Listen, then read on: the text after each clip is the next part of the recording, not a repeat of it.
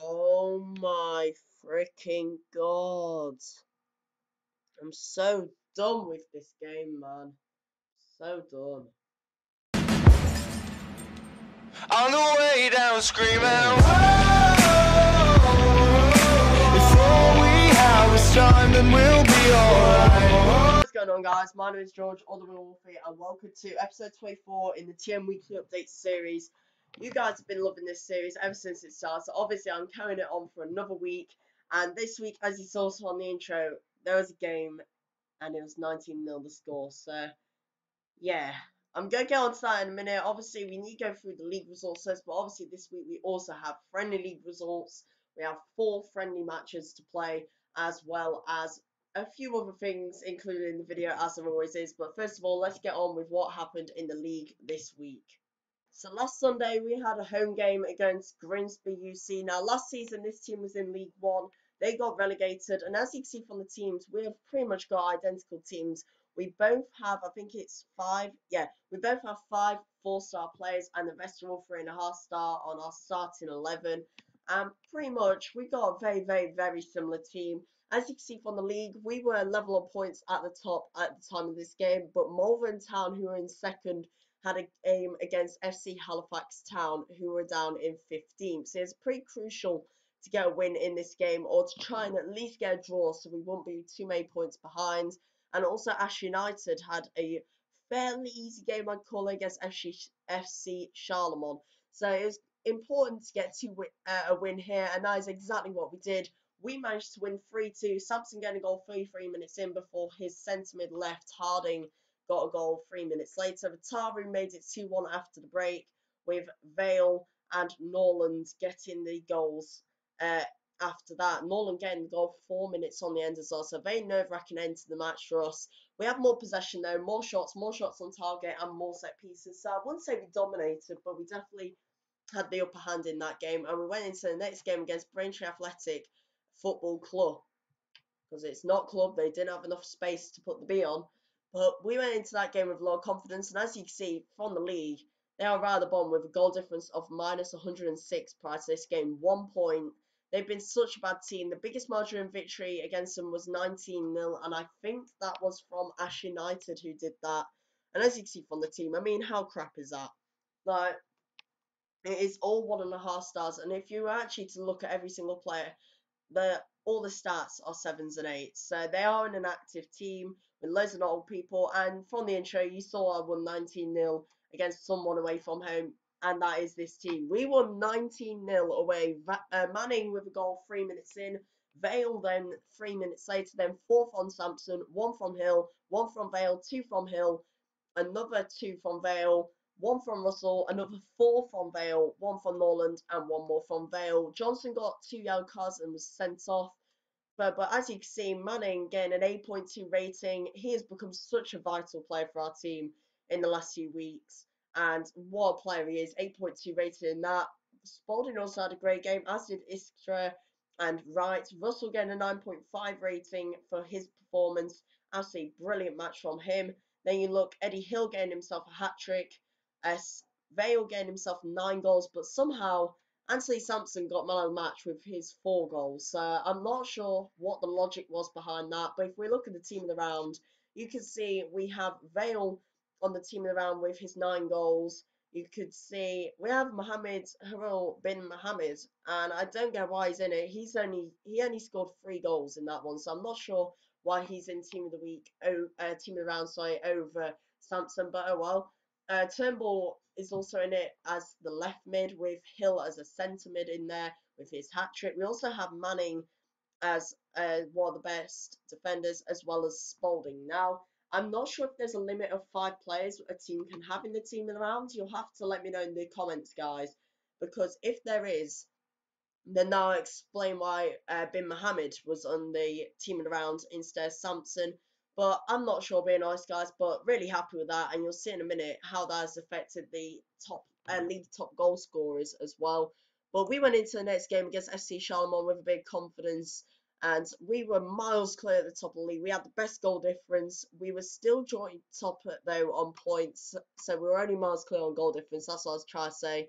You can see head to head against Charlemont, we've won 2-1 and drawn 1-1, so we haven't actually lost a game against them yet. You can see our teams again are very, very similar, except for he has quite a few 3 stars and a really, really bad goalkeeper actually.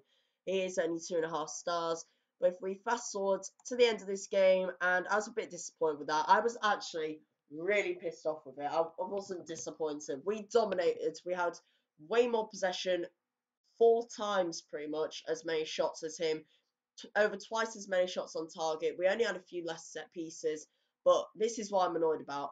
He injured Vale for 5 games and injured Nugent for 1 game. Now, thankfully, Nugent is probably our 4th best defender, and Longfellow is slightly better. But still, that is really annoying. And Vale as well. That is most annoying. But that means in games against Charlemont, correct me if I'm wrong, but I think he's injured at least 1 player on my team every time we've played him. So in the future, I'm going to be very wary about who I put on to face Charlemont because his team seems to be very, very aggressive. But that has completely ruined our tactics next game. Thankfully, Russell and Hill, sorry, played really well. But as you can see, just really annoyed about that being honest, especially the injuries. But anyway, if we look at the league, we're now down in second, 2 points off the top after Malvern managed to get a 2-0 win over Real Chronic. 11-0 was the score for Grimsby UC against Braintree Athletic, and if we look at other people in our league, MGFC is still in 11th. He's really seeming to struggle this season, as is Charlemont. I'm really annoyed we drew with him, and even more annoyed about the amount of players he injured. If we look elsewhere, we see Nodtown, who was doing really well last season, has started to slip off a little bit with a 0-0 draw against Croydon in the last match. Malvern Albion as well as Sparta Potdale, Ash United and Malvern Town all in our league last season. As you can see, we're second best away from home and second best at home. So it's a pretty weird situation at the moment, but thankfully next game we're against Be the Bacon Destructors, who are in 9th, so we should be able to win that one. Meanwhile, Malvern Town plays Ash United, so we are keeping our fingers crossed that Ash United manage to win that game. So if they do and we win ours, we will be a point clear at the top of the league if that does manage to happen, and we'd still be 4 points ahead of Ash United. So that's what we're hoping for anyway. I'll show you now here the top goal scorers in the league. Cameron Vale is the league's top goal scorer. Now, he won't be there for much longer because William Dean for Ash United has been on absolute fire, and Vale is out for the next 5 games. But we also have Sampson up in the top 10. Hill's not far off either. Norland getting 4. Quite a few people scored quite a few goals, so it's good to see. And if we also look at the rating, see where some people are at the top, you can see that Cameron Vale, again, very, very high to the top. Although this guy, who has been sold, looks like he's going to get the best rating overall. Obviously, great player, but he's been sold to another team. But yeah, that's what happened in the league, guys. And now we're going to go on to the Friendly League because we had the first round of the YouTube Friendly League free this week.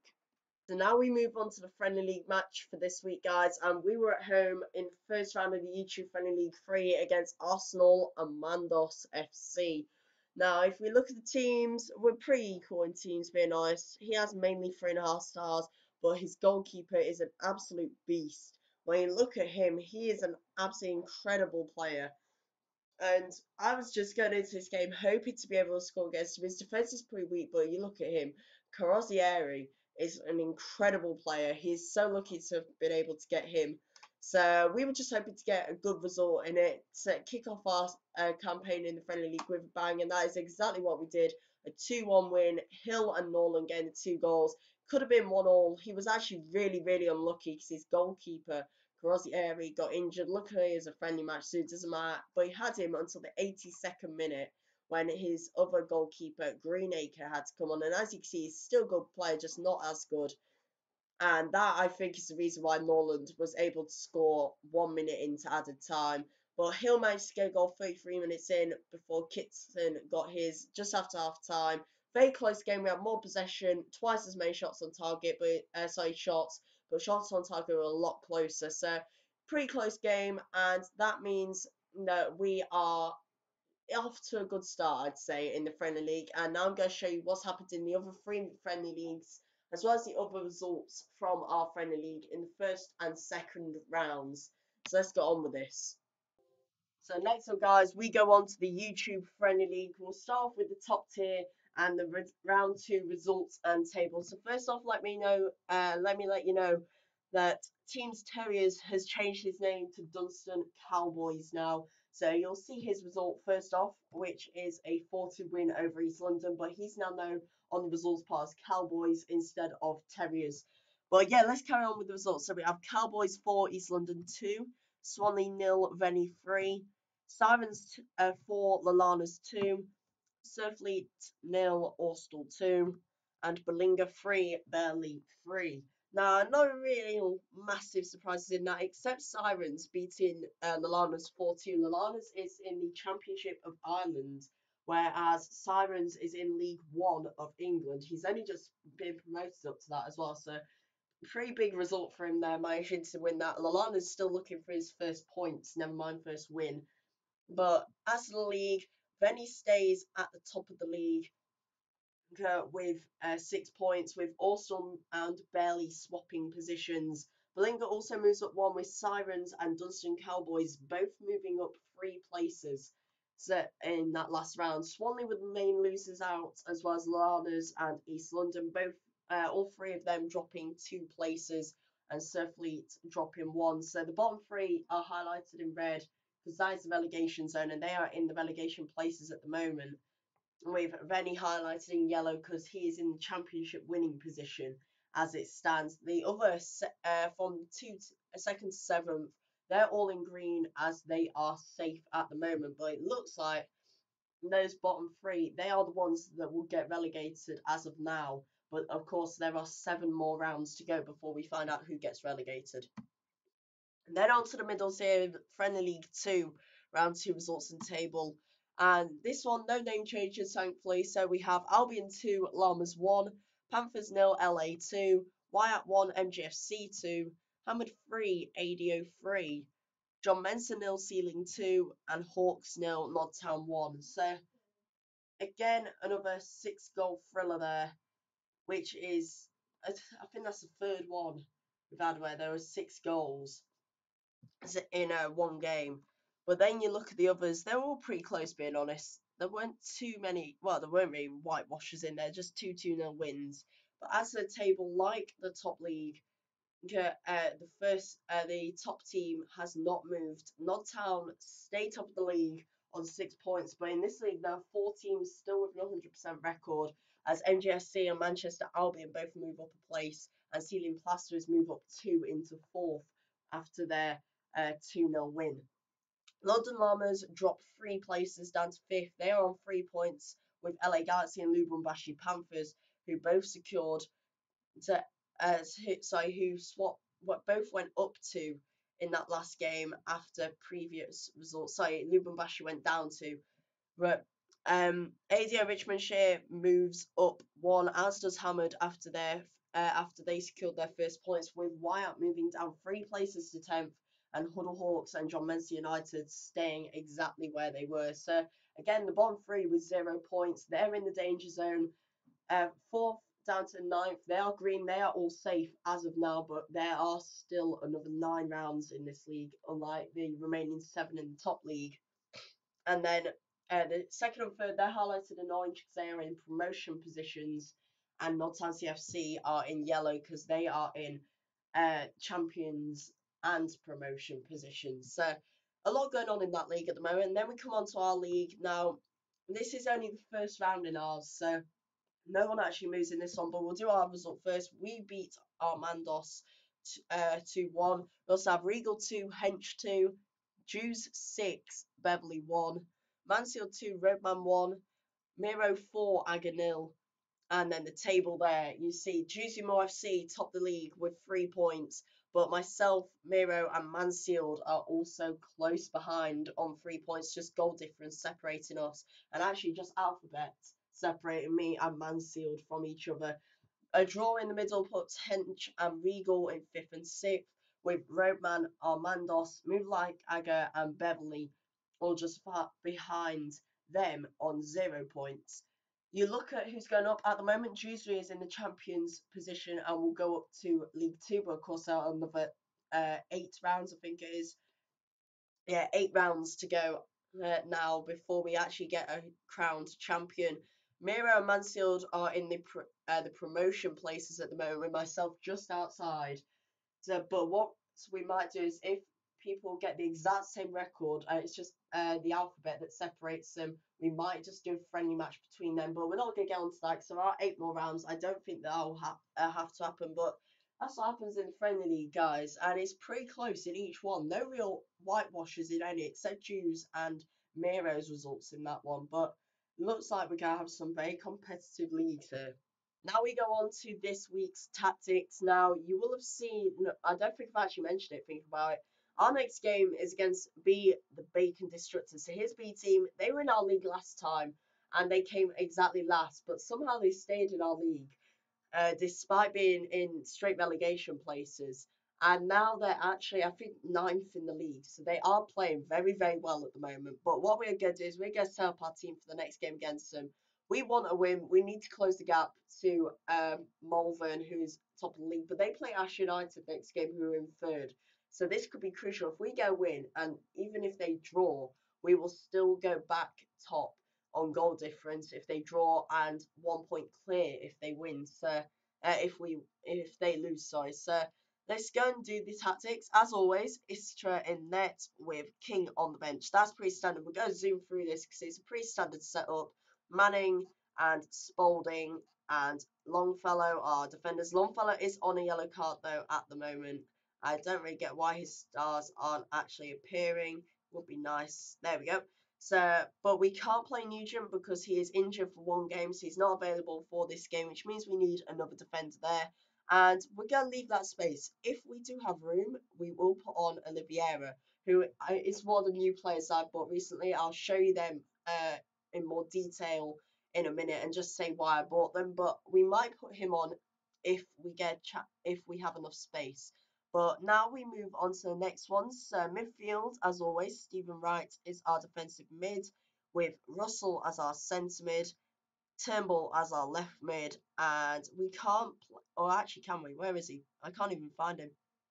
There he is. Johnson is back from his 1 match suspension that he picked up 2 games ago.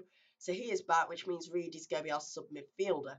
Now for offensive mid, that is Hill as always. He always plays there pretty much. And then up front, well, Vale isn't going to be here for not even next week. It's going to be 2 episodes time before we can play him again. So he can't even start. So we're going to play Norland and Sampson up front with our sub wing and forward. Now, here we actually only have a few good players, so we're going to look at him. He's not the best, so we're going to put Palombo as our sub forward and Potter as our sub wing, just to get on a few extra players. And can we put on Oliveira? Yes, we can. So he is going to be our sub defender, Oliveira, and Palombo is going to be our sub forward. Now we need to go on to captain, and Spalding is our standard captain. Now he's become probably our best defender, being honest. He's been an absolute beast so far. Corner taker, as always, is going to be Turnbull, if I'm right. Yes, I haven't said it. Turnbull is our corner taker. Penalty man is going to be, I think we're going to put Norland there, being honest. And Hill can be our free kick taker. Maybe. I'm not too sure. Let's have a look. Yeah, let's put Hill as our free kick taker, as we don't have a normal one able to play. Then we go on to our tactics. We go slightly attacking as always with timings. So 60 minutes in, we're going to make the sub of, let's have a look. So Norland's stamina's 15, so is Sampson's. So they're not going to come off for quite a while. What we're actually going to do is we're going to look at these stamina. Yes, he doesn't have brilliant stamina, Manning, but we don't want to bring him off straight away. I think we're actually going to take off Johnson for Reed 60 minutes in. So nice early sub for those two this time round. Then we're going to do a different swap where we go for, let's have a look, 70 minutes in. No, 75 minutes in. We're going to change it up a bit here. And we're going to, let's have a look at Potter. So he hasn't really improved that much recently. We're going to give Palombo a chance for Sampson. So we'll see how he does. So Palombo is going to come on. And then also 75 minutes in, Oliveira will come on for Manning or Longfellow. Let's have a look. Longfellow has a lot better stamina, so Manning will come off for Oliveira. We're actually going to make that 80 minutes in for the final 10 minutes. So we have our best defenders on for a long time. So those are our tactics, guys. And hopefully that'll get us 3 points against the Bacon Destructors in the next game. I explain to you guys why I'm buying players at the moment that are pretty average. They're only 3-star players I'm buying because I'm doing a little tactic called rec flipping, where you buy players that are just about to tick over to the next star, so they are about 3.46 on 3.46 ish recommendation. They're just about to tick over to 3.5 or 3.5 to 4-star, things like that, and you train them up, and then 6 weeks later when you're able to sell them, you just sell them for a little bit more price and tend to get a profit. So at the moment we have signed 7 of these players so far, and we actually have a bid on another one ongoing at the moment who I'm hopefully going to get. But as you can see, I'm just going to scroll through them. You can see what they're like. They all have over 3.4 rec at the moment and should tick over to 3.5-star pretty soon. But they're all pretty good players, and what I'll do is I'll list them when they are 3.5-star. They are absolutely brilliant. This guy's already turned into 3.5-star, and he is probably the best one. I'm not even sure if I'm going to get rid of him. It depends yet what it develops into, but I think I will. But he is by far the best one of that lot. He is absolutely brilliant, Michael Evans. But you can see we've got quite a few different ones, some very, very good players in there, as well as Palombo, who is going to play in the next game, as is Luis Oliveira. As you can see, pretty good players in there, all about to tick over to 3.5 stars. And yeah, that's pretty much our strategy at the moment. We're doing that to just get a bit of extra money. At the moment, yes, we will have very, very little amount of money, but when we sell them, it should make a nice profit. And yeah, just to explain to you guys what I was doing, I thought I might as well let you know what rec flipping is and what players I've been buying recently. Guys, we have transfer listed some more players to end on about Friday of next week. We have transfer listed only 4 this time round, actually. One of whom is someone we haven't listed before. Rich Hind is up for sale for 5 million. Actually, great defensive skills for a right back with 17 marking and 15 tackling. Absolutely brilliant player. I just don't need him anymore because I don't play with right backs as much, and we already have one if we need him. So he's up for 5 million. We also have Andy Vanna up for 2 million. Yet again, another good player. Right there, we have Johnson up for 2 million as well. Really massive price reduction in him. And Seymour up for 5 million. So some really good players listed as always, guys. Go and bid on them if you fancy them. If not, doesn't really matter, but they are there if you want them. Hey guys, to finish off this video, we have 4 friendly matches to play this week. We have MJFC, who is in our league. We have SWFC Wednesday, who is also in League 2. We have North Bromwich United, who is in the Conference Premier, even though his name isn't loading. There you go. Oh no, he's actually in League 2. He got promoted. So we have North Bromwich, and we have Beverley, who is in the bottom league. So we're going to start off with the supposedly easiest. Okay, so Beverley doesn't have pro because we have 458. So he doesn't have any pro, so we're going to ignore that one completely. And we're going to go on to North Bromwich next. And here we go, match has been found. And let's see how this match goes. So we'll just compare the teams very, very quickly. You can see he has a lot of 3.5 stars, but also actually, he only has 2 3.5 stars, a lot of 3 stars, and a 4-star player in there. And that 4-star player is actually retiring as well. So as his one of his 3 stars, and the other one is 30 as well. So we got fairly equal teams. Mine is better. We played once and I've drawn 1-1 in a friendly match. This time we're obviously hoping for something better. Let's see what happens in the first minute, see if there's anything that goes on. So let's start the kickoff, see what the first action will be, then we'll fast forward. And it's taking ages to load, so we'll just go fast forward. And wow, we lost. Okay, that'll be why we lost. We went down to 10 men quite early on. We weren't 2-0 up, but 10 men, second half, he just absolutely battered us there. We did have almost twice as many shots, but we had more possession, but we had more shots on target. So a pretty weird game there. Manning had another absolute stunner of a game, but other than that, that was a pretty average game, pretty average start there for us. 3-2 defeat.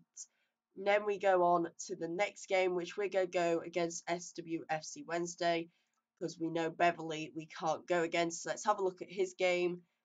And okay, I don't think I've actually played this guy before.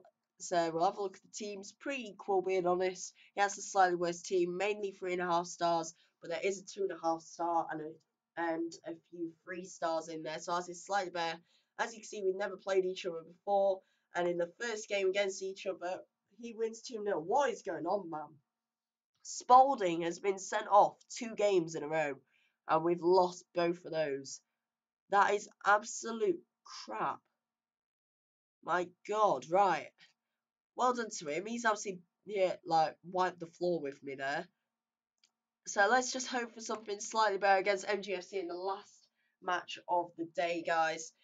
Just to let you know about next week's episode, there might not be one. It's pretty much guaranteed that there won't be one because I have mocks this week coming up from Monday all the way. Literally, I have mocks from Monday the 13th all the way to Friday the 24th. So next weekend might be a bit dodgy, but the weekend after there'll definitely be an episode. It might be a catch-up one. We're not sure yet. And then I will be getting Xbox One pretty soon afterwards as well. Definitely by then. Definitely by the 10th of June anyway. But yeah, guys, this is going to be the last game. Make sure you don't send me too many friendly match requests. I'll try and let you know on Train for Magic if I will be doing a video. If not, you can send me friendly match requests. I'll just accept them in 2 weeks' time. And don't start asking me when the next video is because it will probably be on the weekend of the 25th and 26th. But anyway, guys, let's check out NJSC's team. Pretty equal to us in the head-to-head. We've played him 5 times. We've won 3. We've won 2-0, 5-1, and 3-1. We've lost 2, 3-1, and 2-1. Let's see how this goes. Will Spalding gets sent off 3 games in a row. We draw 2-all. Sampson and Hill with the goals. We were 2-0 up. He scores 95 minutes in. So, yeah, not the best being honest, but I mean, not the worst either. So yeah, guys, if you have enjoyed this video, leave a like, make sure you subscribe for future videos, and yeah, I will see you guys in the next video.